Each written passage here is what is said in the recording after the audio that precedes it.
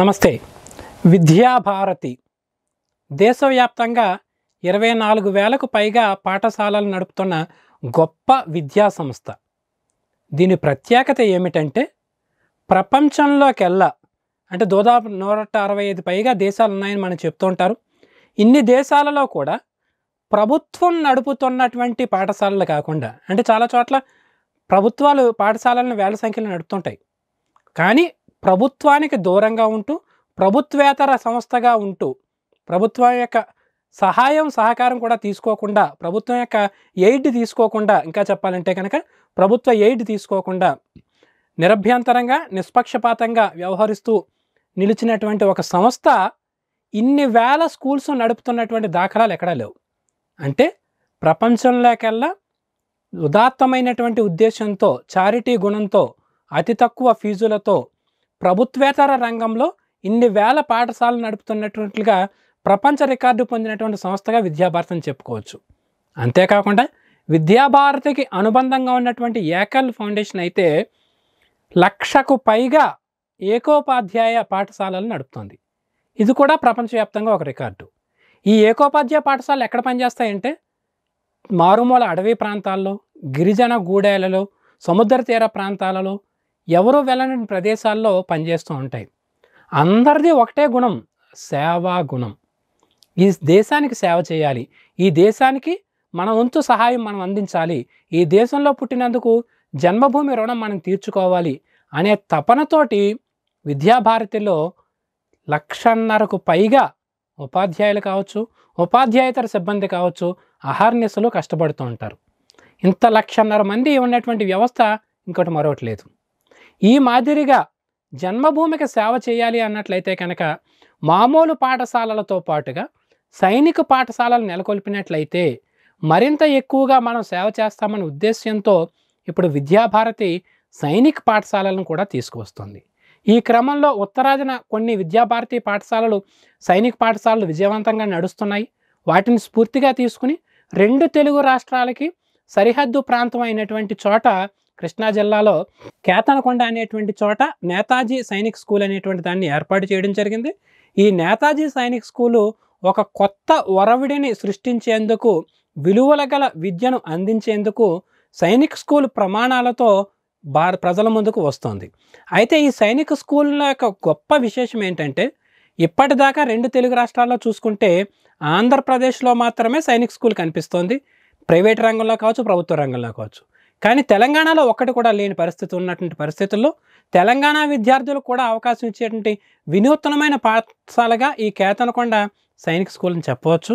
అందుచేత ఈ కేతనకొండ సైనిక్ స్కూల్ ఏంటి, దీని విశేషాలు ఏంటి, విద్యాభారతి యొక్క ఆవశ్యకత, లక్ష్యాలు ఏంటి అనే విషయాలని మనతో మాట్లాడేందుకు విద్యాభారతి అఖిల భారతీయ ప్రచార ప్రభారి మరియు క్షేత్ర సంఘటనా మంత్రి అయినటువంటి లింగం సుధాకర్ రెడ్డి గారిని మనం మాట్లాడుతున్నాం. సుధాకర్జీ నమస్తే. ప్రధానంగా ఈ సైనిక్ స్కూల్ అనగానే అందరికీ గుర్తొచ్చేటువంటి అంశం ఏంటంటే ఇందులో చదువుకుంటే అలా సైన్యంలోకి వెళ్ళిపోతారని అంటూ ఉంటారు. కేవలం సైనిక ఉద్యోగాల కోసమే ఈ సైనిక్ స్కూల్ అని అనుకోవాలా? మా వాళ్ళకి క్రమశిక్షణ ఉండాలి, ఒక సైన్యంలో చేరాలి, లేదా సైన్యంలో చేరకుండా కూడా ఐఏఎస్, ఐపీఎస్ లేకుంటే కలెక్టర్ కావాలన్నా సరే చాలామంది ఇవాళ రిటైర్డ్ వైస్ ఛాన్సలర్ సరస్వతి విద్యాపీఠం స్టేట్ ప్రెసిడెంట్ కూడా కోరుకొండ సైనిక్ స్టూడెంటే. కాబట్టి సైనిక్ స్కూల్లో చదివాం కాబట్టి వెంటనే సైన్యంలో చేరాలనే నిబంధన కాకుండా సైనిక్ స్కూల్లో చదవడం ద్వారా రేపు ఇంకే ప్రొఫెషన్లోకి వచ్చినా కూడా దేశానికి ఒక మంచి సర్వీస్ చేయగలుగుతాడు, అట్లనే విలువలతో కూడింది అతని యొక్క జీవనాన్ని సాగించగలుగుతాడు, ఇటు కుటుంబానికి కానీ దేశానికి కానీ సమాజానికి కానీ ఉపయోగపడగలుగుతాడు అనేటువంటి ఎవరైతే కోరికలు, ఒక ఆశ, విజన్ ఉన్నదో వాళ్ళందరికీ కూడా ఈ సైనిక్ స్కూల్ అనేటువంటి ఒకటి మంచి అవకాశము. అందుకని వాళ్ళు మొన్న 2025 ఏదైతే ఎగ్జామ్లో పార్టిసిపేట్ చేశారో ఆ సర్టిఫికేట్ వారి కార్డు తీసుకొని వాళ్ళు వచ్చినట్టు ఉంటే అవకాశం ఉంటుంది, వాళ్ళకు ఒక మంచి అవకాశం. బాగుందండి. సైనిక స్కూల్ గురించి మంచి విషయాలు చెప్పారు.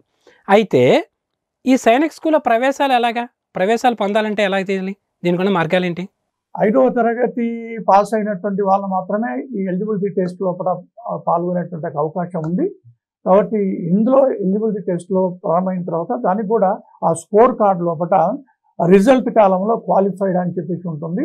అలా ఉంటే ఉన్నటువంటి వాళ్ళందరూ కూడా దీనికి క్వాలిఫై కాకపోతే వీళ్ళు అక్కడ హాల్ టికెట్ ఒకటి 2025లో పాల్గొన్నటువంటి హాల్ టికెట్ అవుతున్న పరీక్షలో పాల్గొన్నట్టు హాల్ టికెట్ వెంట తీసుకొచ్చుకోవాలి. అట్లానే టీసీ 5th క్లాస్ యొక్క టీసీ వెంట తీసుకొచ్చుకోవాలి. అట్లానే మెడికల్ టెస్ట్ అవుతున్నది ఇక్కడే జాయిన్ చేస్తారు కాబట్టి ఇలాంటి వాళ్ళందరూ కూడా ఇక్కడ జాయిన్ అయ్యేటువంటి అవకాశం ఉంది. బాగుందండి. అయితే ఈ నేతాజీ సైనిక్ స్కూల్ అనేటువంటి దాన్ని రక్షణ శాఖ ఆధ్వర్యంలోనే, రక్షణ శాఖ ఇచ్చిన గైడ్లైన్స్లోనే నడుస్తుంది అనుకోవచ్చా? దాని ప్రమాణాలతోటి దాంతోపాటే వెళ్తున్నామని అనుకోవచ్చా? ఎలాగ ఈ సైనిక్ స్కూల్ని చూడాలంటారండి? వాస్తవంగా తెలంగాణలో ఇప్పటివరకు సైనిక్ స్కూల్ లేదు. అందుకని ఈ సైనిక్ స్కూల్ అనేది కేవలం ఒక ప్రాంతానికి సంబంధించినటువంటి వాళ్ళు జాయిన్ అయ్యేటువంటిది కాదు. దేశమంతటి నుంచి వచ్చి ఇందులో చేరేటువంటి అవకాశం ఉన్నటువంటి తరుణంలో పక్క రాష్ట్రంలోనే ఒకే భాష, ఒకే ఆచార వ్యవహారాలు, ఒకే భోజనము, ఇతరత్ర ఇది ఉన్నటువంటి దాంట్లో వీళ్ళకి ఎంతో దూరం వెళ్ళి ఎక్కడికో వెళ్ళి చదువుకునే దానికంటే కూడా ఇక్కడే పక్కన ఉన్నటువంటి పక్క రాష్ట్రంలో దట్టు విజయవాడ లోపల సైనిక్ స్కూల్లో చేరడం అనేటువంటిది తెలంగాణలోని ఎవరైతే సైనిక్ స్కూల్లో చదువుకోవాలని చెప్పేసి అనుకుంటారో అలాంటి వాళ్ళకి ఇది ఒక మంచి సదవకాశము. రెండోది ఏంటంటే రక్షణ శాఖ ఇప్పటివరకు ఇన్ని సంవత్సరాల్లో ఎప్పుడూ లేని విధంగా ఆన్లైన్లో వాళ్ళకి అడ్మిషన్స్ మాత్రమే కాకుండా స్పాట్ అడ్మిషన్స్కి ఈ సంవత్సరం ఈసారికి అవకాశం ఇచ్చింది. ఇలా ఇప్పటివరకు స్పాట్ అడ్మిషన్స్కి ఎప్పటి కూడా అవకాశం ఇవ్వలేదు. అందుకని రేపు నవంబర్ 4వ తేదీ నుంచి 19వ తేదీ వరకు ఈ అవకాశం ఉంది. ఒకటి ఈ తెలంగాణలో పర్టికులర్గా, అట్లానే పక్కన ఉన్నటువంటి కర్ణాటక, ఇందాక వారు చెప్పినట్టుగా ఈ దక్షిణ మధ్య క్షేత్రం అంటే ఆంధ్రప్రదేశ్, తెలంగాణ అంటే కర్ణాటక. ఈ దీంట్లో విద్యాభారతికి సంబంధించినటువంటి ఒకటే స్కూల్ ఉంది. అందుకని ఎవరైతే ఇప్పుడు విద్యాభారతికి సంబంధించి, శిశు మందిరాలకు సంబంధించి ఇక్కడ విలువలు ఏంటిది, దేశభక్తి ఏంటిది, ఇక్కడ విద్యాలయాలు ఏంటిది చాలామంది తెలుసు. కాబట్టి ఈ విద్యాలయం, ఈ సంస్థ కూడా ఒక సైనిక్ స్కూల్ ఇక్కడ ప్రారంభం చేసింది. అందుకని మనం ఎప్పటి నుంచో అనుకుంటున్నాం కదా, ఇగో మనకంటూ ఒక సైనిక్ స్కూల్ వచ్చింది, ఇందులో చేర్పించవచ్చు అని ఎవరైతే తాపత్రయపడుతున్నారో వాళ్ళకు మరీ అవకాశం ఉంటుంది. దాంతోపాటుగా దగ్గరే ఉంది కదా అనేటువంటి తెలంగాణ, కర్ణాటక వీళ్ళకి కూడా ఎక్కువగా అవకాశం ఉంది. ఇందాక మీరు అడిగినట్టుగా కర్ణాటక, ఇక్కడ ఆంధ్రప్రదేశ్లో ప్రారంభించినటువంటి ఈ సైనిక్ స్కూల్ విద్యాభారతి ఇక్కడేదో బ్రతకడం కొరకు పెట్టుకున్నటువంటి బడి కాదు, ఒక ఉద్దేశంతో పెట్టుకున్నటువంటి బడి. మిగతా దేశంలో అనేక సైనిక్ స్కూల్ ఉన్నప్పటికీ కూడా నడుస్తున్న వాళ్ళలో ఒక సెక్షన్గా పెట్టారు. మేము ఇక్కడ పెట్టినటువంటి నేతాజీ సైనిక్ స్కూల్ ఏమో కోరుకొండ సైనిక్ స్కూల్ లాగా కేవలం సైనిక్ స్కూల్ మాత్రమే, ఇంకెవరికి వేరే విద్యార్థులకు అవకాశం ఇవ్వకుండా అనుకుని ఒక ఇంట్రెస్ట్ తోటి దేశభక్తి కలిగినటువంటి ఒక యువకులు తయారు కావాలి, అన్ని రకాలుగా వాళ్ళకు కౌశల్యాలు వికసింపజేయాలి అనేటువంటి దృష్టితోటి సైనిక్ స్కూల్ అంటే సైనిక్ స్కూలే అంటే ఇది ఒక నెంబర్ 1 సైనిక్ స్కూల్ లాగా ఉండాలనేటువంటి దృఢ సంకల్పంతో ఈ స్కూల్ ప్రారంభం చేశాం. రెండోది ఇక్కడ చెప్పదగింది ఏంటంటే ఈ కేతనకొండ దగ్గర ఎవరైతే 8 ఎకరాల భూమిని, భవనాల్ని డొనేట్ చేసినటువంటి సిబిఆర్ ప్రసాద్ గారు ఉన్నారో, ఆయన రిటైర్డ్ ఆర్మీ పర్సన్. ఆయనకు కూడా అనుభవం ఉన్నది, ఒక కోరిక ఉన్నది, ఒక తపన ఉన్నది.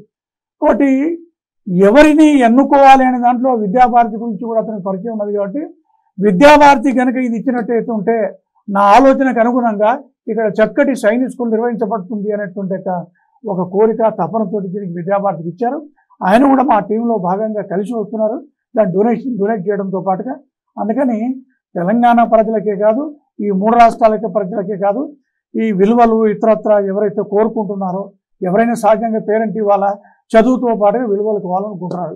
కాబట్టి మిగతా అన్ని స్కూళ్ళల్లో ఇచ్చేటువంటి శిక్షణతో పాటుగా అదనంగా ఇక్కడ విద్యార్థులకి ఈ దేశభక్తి విలువలు ఏదైతే మనం అపేక్షించి సైనిక్ స్కూల్ పెట్టామో ఎక్కడ కాంప్రమైజ్ కాకుండా ముందుకు వెళ్ళేటువంటి ఒక టీం మనకు ఉన్నది. ఆ దిశలో డాక్టర్ సిఎల్ వెంకట్రావు గారు కూడా వారు యాజ్ ఎ డాక్టర్గా ఇంటర్నేషనల్ లెవెల్లో డాక్టర్ అయినప్పటికీ కూడా ఒక ప్యాషన్గా ఇక్కడ నిలపాలి అనేటువంటి సంఘ భావాలకి అనుగుణంగా సంఘం గురించి వారికి తెలుసు కాబట్టి దేశంలో ఉండేటువంటి కోరుకొండ సైనిక్ స్కూల్తో పాటుగా అటు మధ్యప్రదేశ్ కానీ, గుజరాత్ కానీ, అలా ఉత్తరప్రదేశ్ కానీ, ఈ ఆంధ్రప్రదేశ్లో కానీ ఇలా అనేక రాష్ట్రాల్లో సైనిక్ స్కూల్కు వెళ్ళి ప్రత్యక్షంగా చూసి వీటన్నిటికంటే కూడా భిన్నంగా ఈ స్కూల్ నిర్మాణం చేయాలని చెప్పేసి విశేష అధ్యయనము, శ్రద్ధతోటి సమయం ఇచ్చి పనిచేస్తున్నారు. అందుకని ఇది ఒక మంచి అవకాశము. ఈ అవకాశానికి తోడుగా ఏంటంటే మనం మళ్ళీ చెప్తున్నది, సెంట్రల్ గవర్నమెంట్ డిఫెన్స్ అవుతున్నదో ఈ ఆన్లైన్ అడ్మిషన్స్ కాకుండా స్పాట్ అడ్మిషన్స్కి అవకాశం ఇచ్చింది. కాబట్టి వీళ్ళందరికీ కూడా అవకాశం ఉంది. అయితే వీళ్ళకి ఒకటే కండిషన్ ఏంటంటే వీళ్ళు స్కోర్ కార్డు లోపల రిజల్ట్ కాలంలో క్వాలిఫైడ్ అని చెప్పేసి ఉండాలి. అట్లనే సర్టిఫికెట్ టీసీని వాళ్ళు వెంట తీసుకొచ్చుకోవాలి. దీంతో పాటుగా హాల్ టికెట్ మొన్న 2025 ఆ ఎగ్జామ్లో ఏదైతే కూర్చున్నారో దానికి సంబంధించిన సర్టిఫికెట్ కూడా వెంట తీసుకొచ్చినట్టు అయితే వీళ్ళకి తప్పకుండా ఇక్కడ అవకాశం ఉంటుంది. దాంతోపాటుగా ఏజ్ లిమిట్ కూడా ఉన్నది. వాళ్ళకి దానికని డేట్ ఆఫ్ బర్త్ సర్టిఫికెట్ తీసుకొచ్చుకోవాలి. 10 సంవత్సరాలు నుండి 12 సంవత్సరాల లోపు వయసు ఉన్నటువంటి వాళ్ళకి ఇక్కడ అవకాశం ఉంది. అందుకని ఈ నియమాలు చూసుకొని ఇగో ఈ సర్టిఫికెట్స్ వగేరా డేట్ ఆఫ్ బర్త్ సర్టిఫికెట్ ఈ వెంట పెట్టుకొచ్చుకున్నట్టు అయితే వాళ్ళకి చక్కటి అవకాశం ఉంది. అందుకే సమయం కూడా తక్కువనే ఉంది కాబట్టి ఈ నియమాలు చూసి వాళ్ళు వచ్చినట్టు వాళ్ళకి ఒక చక్కటి అవకాశం. నేతాజీ సైనిక్ స్కూల్, కేతనకొండ, విజయవాడ. ప్రాథమికంగా చివరిగా ఒక ప్రశ్న ఒకటి అడగాల్సి ఉంది. అసలు ఈ దేశంలో విద్యాభారతి తరపున ఈ పాఠశాలలు కానీ సైనిక్ స్కూల్ కానీ అసలు శిశు మందిర్లు కానీ ఎందుకు ఏర్పాటు చేయాల్సి వచ్చింది? ఎలా ఏర్పాటైంది ఈ వ్యవస్థ? విద్యాభారతి ఎంతో గొప్పదని చెప్పేసి చెప్తుంటారు కదా, ఇది ఎలా వచ్చింది? స్వాతంత్రం వచ్చిన తర్వాత మనదైనటువంటి విద్యా విధానంలో విద్యాలయాలు నడవాలని చెప్పేసి అనుకున్నాము. కానీ మెకాల విద్యా విధానమే కంటిన్యూ అవుతూ వచ్చింది. బట్ ఇప్పటికి కూడా విద్యా వేదికల నుంచి ఎవరు మాట్లాడినా సరే మన విద్యా వ్యవస్థ డాక్టర్స్ని, ఇంజనీర్స్ని, కలెక్టర్స్ని తయారు చేస్తుంది తప్ప మనుషులను తయారు చేయట్లేదు అనేటువంటి ఒక విషయాన్ని మనం వింటున్నాం.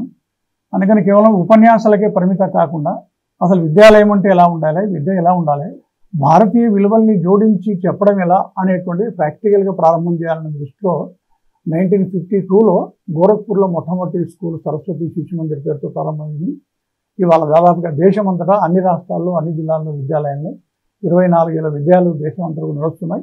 ఇవాళ విద్యాలయాలు మా దగ్గర పెట్టండి అని చెప్పేసి ఆ రకంగా, ఎందుకంటే ఇవాళ సరస్వతి శిశు మందిరాలు లేదంటే విద్యాభారతి ద్వారా నడుస్తున్న స్కూళ్ళల్లో చదివిన విద్యార్థులు, తర్వాత అక్కడ విద్యా విధానము, విద్యార్థులు వాళ్ళ యొక్క పోకలు ఇవన్నీ చూసిన తర్వాత మా దగ్గర స్కూల్ పెట్టండి అని చెప్పేసి ఆ రకంగా వాళ్ళు మమ్మల్ని తీసుకెళ్లడము. ఇవాళ సమాజ పోషితం అనే పేరుతో భూములు కానీ భవనాలు కానీ అవన్నీ కూడా డోనర్స్ ఇచ్చినటువంటి ఆ రకంగా విలువలకు ఒక పుట్టినిల్లు విద్యాభారతి శిశు మందిరాలు అనే పేరుతో మేము ముందుకు వెళ్తున్నాం. అదే మాకు ఇవాళ సమాజంలో ఆదరణ కూడా కలిగిస్తున్నాం. చాలా మంచి విషయాలు మనకి వివరించారు.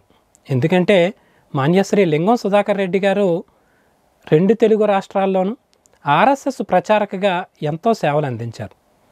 నక్సల్ ఉద్యమం ప్రధానంగా ఉన్నటువంటి రోజుల్లో ఉత్తర తెలంగాణలో కరీంనగర్ గడ్డ మీద సంఘం యొక్క వ్యాప్తి కోసం నేనున్నాను నిలబడి పోరాటం చేసినటువంటి నాయకుడైన ప్రస్తుతం విద్యాభారతి పని చూస్తున్నారు కాబట్టి విద్యాభారతిలో సంఘటనా మంత్రిగా ఆయన వ్యవహరిస్తున్నారు.